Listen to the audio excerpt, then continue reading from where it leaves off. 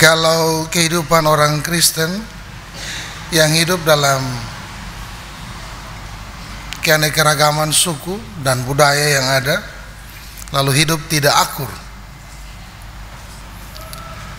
dengan tetangga atau dengan saudara, nyaman tidak? Tentu tidak nyaman.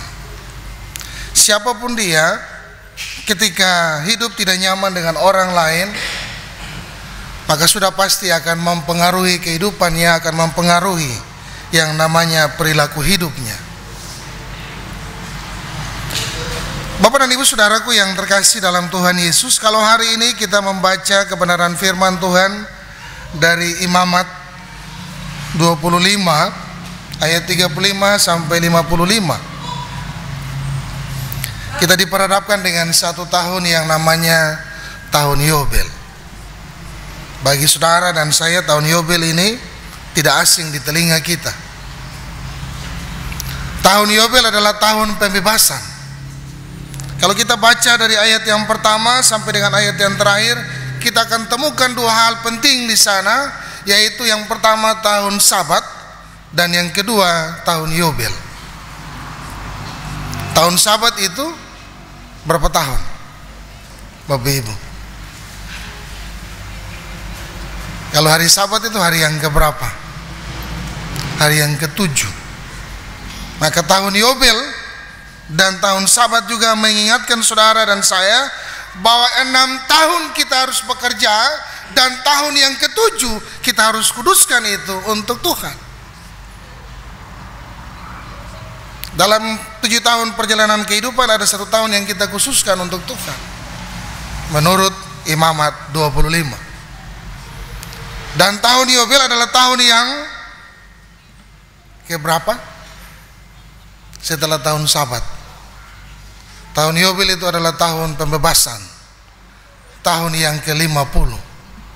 49 tahun kita bekerja, tapi pada tahun yang ke-50, seperti yang dibacakan bagi saudara dan saya dalam kebenaran firman, itu adalah tahun pembebasan.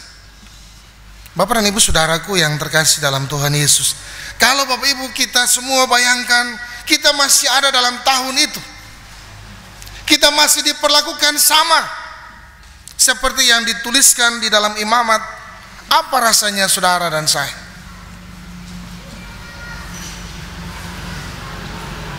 Pasti kita akan tidak nyaman. Negara kita, Republik Indonesia, sudah ada sejak 1945, merdeka, bebas, dibebaskan dari penjajahan di atas bumi. Tapi bagaimana dengan praktek hidup saudara dan saya di tahun yang sudah merdeka ini, mau masuk usia yang ke-78? Kita sudah merdeka atau belum? Ya, belum. Ada yang bilang sudah, ada yang bilang belum. Kita belum merdeka, Bapak dan Ibu saudaraku yang terkasih. Kenapa saya katakan demikian? Sebab kalau dalam konsep sosial dan ekonomi pada era perjanjian lama, perlakuan terhadap orang miskin adalah bagian dari aturan keseluruhan yang menentukan bagaimana masyarakat harus berinteraksi satu dengan yang lain, memastikan tidak ada kelompok yang tertindas, memastikan bahwa tidak ada kelompok yang dirugikan, dan bahwa setiap orang memiliki kesempatan yang sama dalam kehidupan sosial dan ekonomi. Tapi bagaimana dengan Bapak Ibu saudara dan saya? Kita yang ada di Papua, kita bilang kita belum merdeka. Kita masih orang-orang yang dipinggirkan, bahkan orang Kristen pun, saudara dan saya, masih sulit untuk bersatu, bersekutu, mempersembahkan yang terbaik bagi Tuhan. Hidup belum ada dalam kedamaian. Pada tadi waktu saya datang, tim multimedia putar lagu Alangkah Berbahagia, Hidup Rukun dan Damai, nyanyian Mada Bakti dari Katolik, yang tertulis juga dalam Alkitab Kudus Perjanjian Lama, Mazmur 133. Bapak dan Ibu saudaraku yang terkasih dalam Tuhan kita Yesus, hidup dalam damai di tengah masyarakat adalah dambaan dari setiap orang. Tapi bagaimana kalau damai itu tidak ada? Nah, pertanyaan untuk kita renungkan saat ini, damai itu siapa yang harus ciptakan? Damai itu tidak turun dengan sendirinya dari sorga. Damai itu kita yang harus ciptakan dia. Damai itu juga yang harus kita upayakan dan kita perlebatkan, sehingga orang di sekitar kita tidak miskin dalam arti yang tidak sempit. Bapak dan Ibu Saudara yang terkasih dalam Tuhan Yesus, hidup yang dipercayakan bagi saudara dan saya adalah anugerah. Adalah anugerah. Kenapa saya katakan anugerah? Sebab saudara dan saya tidak hidup seperti di tahun-tahun Yobel, di masa perbudakan. Kita hidup di masa yang sudah merdeka. Maka kita harus bersyukur karena itu anugerah Allah yang diberikan secara cuma-cuma oleh Tuhan Allah bagi Bapak Ibu Saudara dan saya. Nah, pertanyaan untuk kita renungkan saat ini Bapak Ibu, hidup yang diberikan cuma-cuma, apa yang harus kita buat? Kalau 78 tahun kemerdekaan negara kita, kemarin mulai lihat ada stand-stand yang didirikan, tenda-tenda yang didirikan, banyak orang bikin lomba gaplek. Di tempat pangkalan-pangkalan ojek ada lomba gaplek, di lorong-lorong ada lomba gaplek. Bahkan kemarin ketika pulang rapat sampai di kompleks juga ada lomba di sana untuk anak-anak dan ibu-ibu. Bapak dan Ibu Saudaraku, orang begitu banyak mengisi kemerdekaan dengan hal-hal yang membuat orang menjadi sukacita kalau kita coba berefleksi saat ini. Nah, itu berarti apa yang harus kita lakukan dalam kehidupan kita sebagai orang-orang yang ditebus, yang dibebaskan oleh Allah. Kita harus mengisi hidup ini dengan mendatangkan sukacita dan damai sejahtera. Yang pertama untuk diri, yang kedua untuk kehidupan rumah tangga keluarga kita, yang ketiga untuk siapa? Untuk sesama kita. Bapak dan Ibu Saudara yang terkasih dalam Tuhan, dalam perikop bacaan ini tampak Allah mau menuangkan prinsip-prinsip hidup sebagai petunjuk, sebagai instruksi kepada orang Israel memberlakukan tahun Yobel itu. Kalau ada saudara kita sebagaimana yang dikatakan dalam introitus kita, apabila saudaramu jatuh miskin sehingga tidak sanggup bertahan di antaramu, maka engkau harus menyokong dia sebagai orang asing dan pendatang supaya ia dapat hidup di antaramu. Artinya apa Bapak dan Ibu Saudara? Kalau ada di antara kita orang yang berkekurangan, miskin itu miskin bukan harta saja. Yang dimaksud di sini miskin itu juga miskin iman.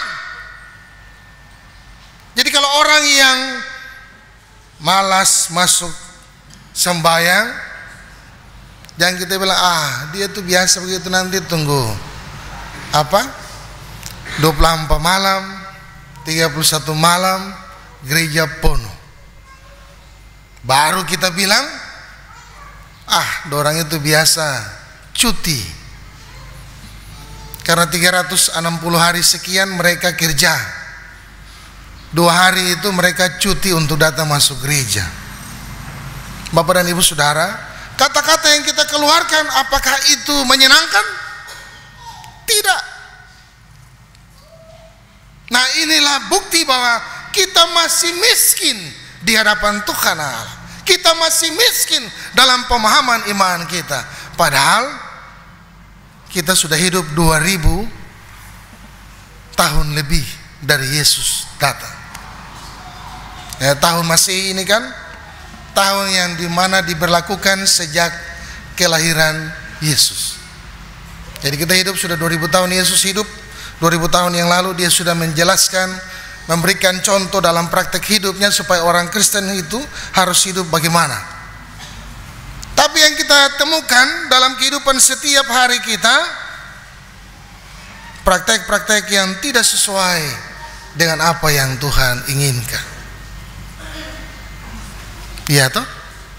Apa artinya Bapak Ibu datang lalu saya tadi bilang shalom, padahal di rumah ada baku marah dan pai tua, di rumah ada baku marah dan mai tua, dan tetangga hidup tar betul, Lalu kita datang ke gereja, kita bilang shalom, balas lagi shalom. Damai tidak? Mulu perlente hati ke tidak itu? Ya Bapak dan Ibu, hal-hal ini yang harus menjadi inti perenungan kita. Sebab yang miskin di hadapan Allah bukan orang lain tapi kita. Ini mau dikritisi kepada kehidupan orang percaya saudara dan saya, bahwa yang dikatakan miskin adalah saudara dan saya yang belum mampu menampakkan kasih Allah itu dalam praktek hidup kita. Kalau Allah yang sudah mengasihi saudara dan saya, kalau Allah yang sudah memberikan kasih itu secara cuma-cuma, apa bukti kita bahwa kita benar mengasihi Allah? Apakah dengan rajin datang ke gereja? Apakah dengan terlibat dengan persekutuan-persekutuan? Oh tidak. Yang Allah maksudkan di antara sesamamu, kamu harus saling menolong, adalah orang-orang yang membutuhkan pertolongan kita. Siapa mereka? Orang yang belum mampu, orang yang belum mengerti, memahami bahwa apa makna kehadirannya dalam sebuah persekutuan anak-anak Tuhan. Jadi kalau saya boleh katakan, orang-orang yang seperti itu adalah orang-orang yang hanya Kristen KTP. Mengaku Kristen pada praktek di luarnya tidak sesuai dengan apa yang di KTP. Bapak dan Ibu Saudara yang terkasih dalam Tuhan Yesus, hal yang kedua yang mau disampaikan lewat bacaan ini, agar orang Israel tidak memperbudak sesama saudaranya sendiri ketika ia jatuh miskin. Sama dengan contoh yang tadi, kalau ada di antara kita yang kurang beriman, maka sebagai orang yang beriman harus mengingatkan dia, bukan tegur dengan marah, bukan tegur dengan menjauhi dia, tapi tegur dalam kasih. Ketika dia sudah jatuh, jangan kita injak dia. Ketika dia sudah buat salah, jangan kita permalukan dia, tapi kita tolong dia. Tapi yang ada dalam praktek kehidupan orang Kristen, ketika satu orang buat salah, semua menghakimi dia. Bahkan akan naik di status-status segala macam hal untuk menyudutkan orang. Apakah ini bukti bahwa kita benar sudah bisa menampakkan kasih Allah atau tidak? Bapak dan Ibu Saudaraku yang terkasih dalam Tuhan kita Yesus Kristus, kita akan merujuk pada orang Samaria yang baik hati. Ketika ada orang yang mengalami kesulitan, orang Kristen sulit untuk melakukan hal yang baik. Kita ditegur lewat kebenaran firman Tuhan, lewat cerita orang Samaria, orang yang tidak mengenal Allah, orang yang tidak mengakui bahwa Yesus itu Tuhan, tapi dia melakukan apa yang Tuhan buat.